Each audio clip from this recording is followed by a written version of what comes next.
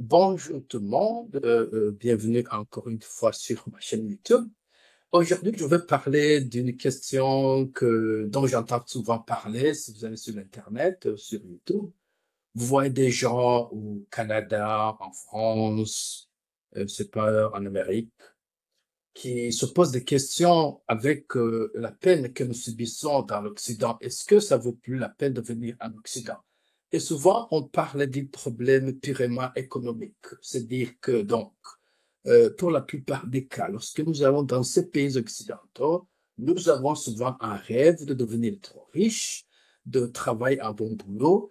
Et ce qui se passe souvent, surtout si vous venez de certains de nos pays, vous arrivez donc en Occident et vous trouvez que les boulots là qui sont là ne sont pas nécessairement intéressants, et surtout si vous étiez quelqu'un dans le pays, bien sûr. Pour ceux qui se déplacent, ce sont des gens qui ont de l'argent, bien sûr, ou peut-être des gens qui ont des connexions avec même les agents du gouvernement pour avoir des visas et d'autres bénéfices.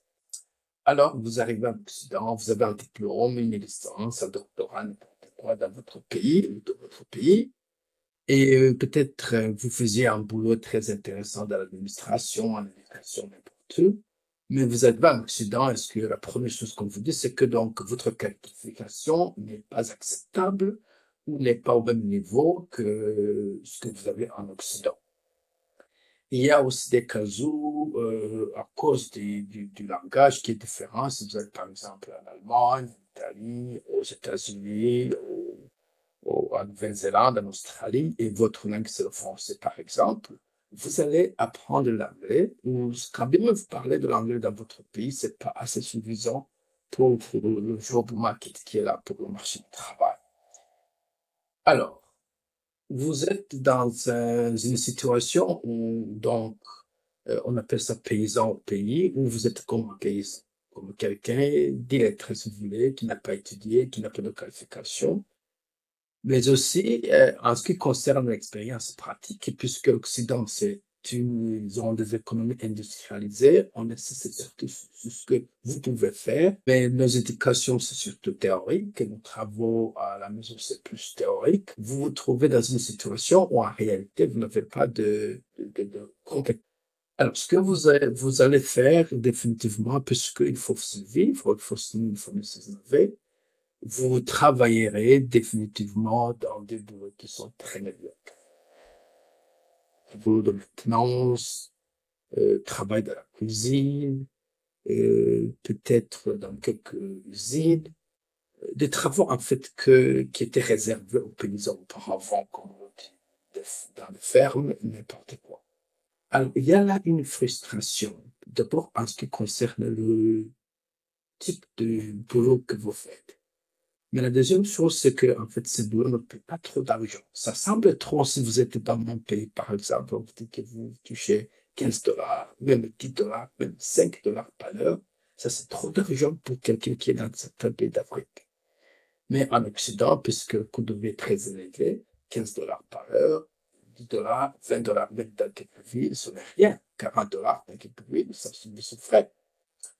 Alors, vous trouvez aussi que financièrement, par là, vous êtes dans une situation très, très précaire. Alors, on se pose la question, est-ce que ça vaut plus la peine de se déplacer? Moi, je dis que, en fait, ça dépend. Ça dépend surtout de quel pays d'où vous venez et pourquoi donc vous déplacez. La plupart des pays, pas la plupart, mais une grande partie de l'Afrique est en conflit. Les gens quittent parce que ils veulent une situation beaucoup plus sécurisée. Là où il n'y a pas de conflit, il y a peut-être un peu de tribalisme ici et là, de corruption, de népotisme, et vous ne pouvez pas avoir un boulot décent n'importe comment quand vous n'êtes pas connecté à la classe dirigeante. Alors, vous choisissez à vous déplacer. Et dans mon pays, par exemple, on a eu toujours des guerres, et quand il y a bien même de la calmie, vous avez toujours le risque d'être tué par un ami qui ne vous aime pas, un voisin qui a un problème, se prête même à un conflit foncier, et un ministre ou un officier de l'armée qui veut occuper votre maison, ou peut-être en concurrence sur votre entreprise. une suspicion, une rumeur, n'importe quoi peut vous mettre en prison ou dans la... Alors, en ce cas-là, pour moi, le choix est clair. Il faut quitter. Il faut quitter parce que avoir ces libertés, avoir cette sécurité, c'est beaucoup plus important que tu peux m'offrir. Je parle comme quelqu'un qui a vécu dans cette situation-là.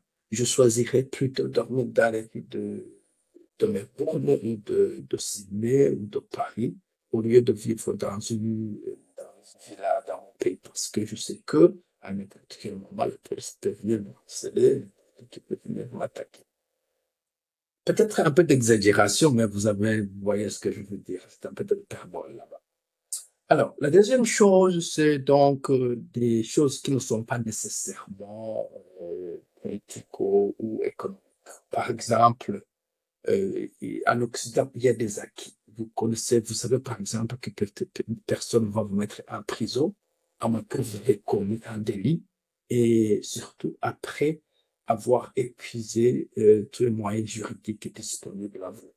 Ça, c'est un acquis qui n'est pas garanti en fait. Alors, si vous avez une famille ou si vous avez un plan d'avoir des enfants, les enfants vont à l'école. Dans certains pays, la plupart des pays occidentaux, ils ont un système un peu socialiste comme tel, où l'école est gratuite ou très moins chère, si vous voulez. La même chose va avec le système sanitaire.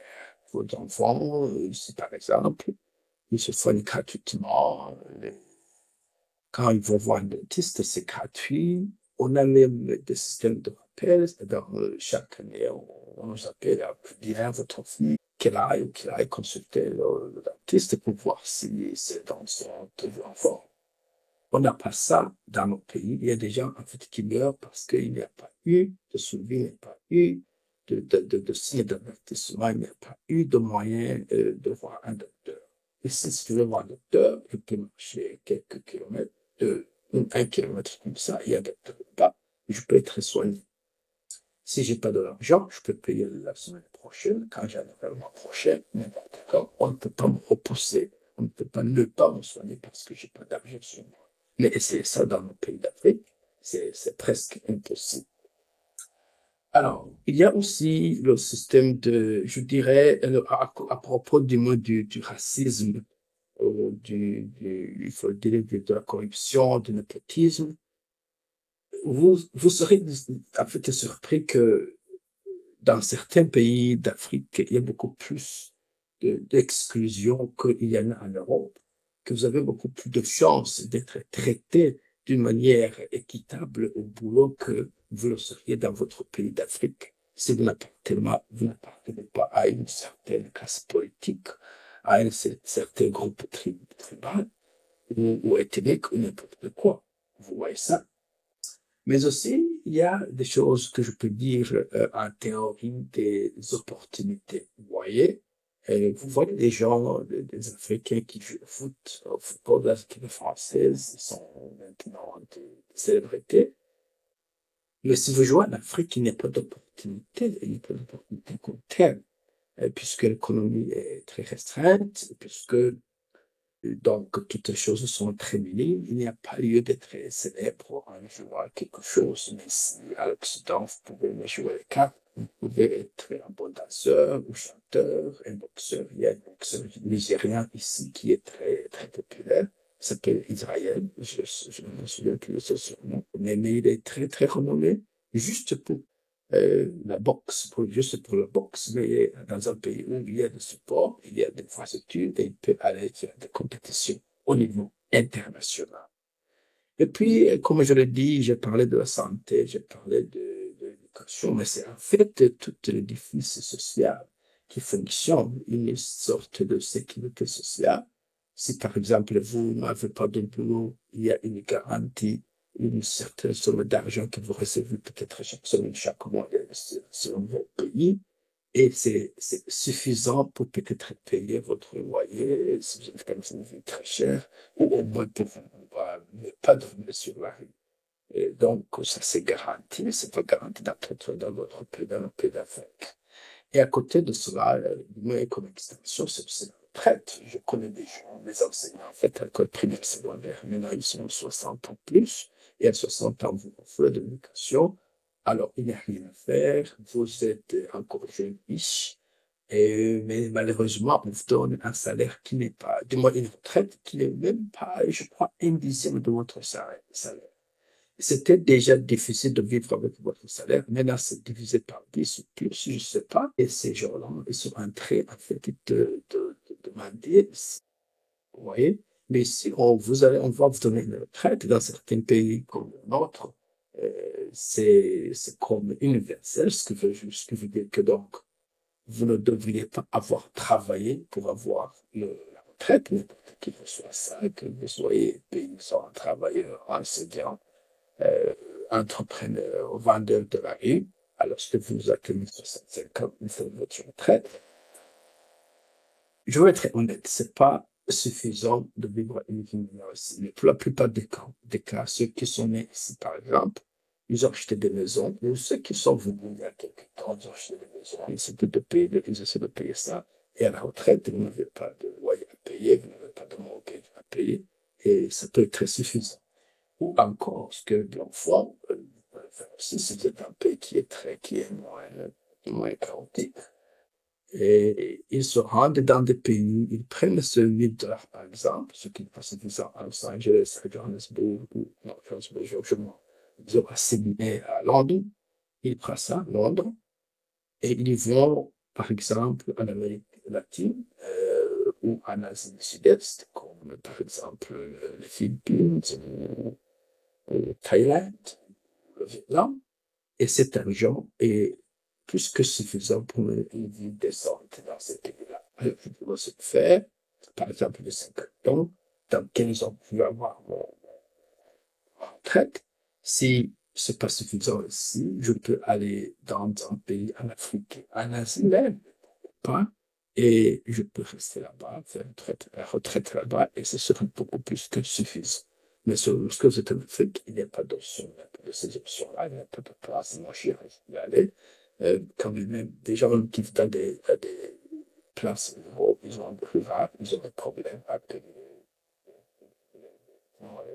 les listes de base, sans recourir à l'agriculture, à l'élevage. Donc, voilà pour moi, quand bien même l'économie a un peu changé, quand bien même il y a un problème avec les salaires, quand bien même euh, vous pouvez souffrir en Occident, je crois que pour la plupart de nos confrères, c'est mieux ici que là chez nous en Afrique.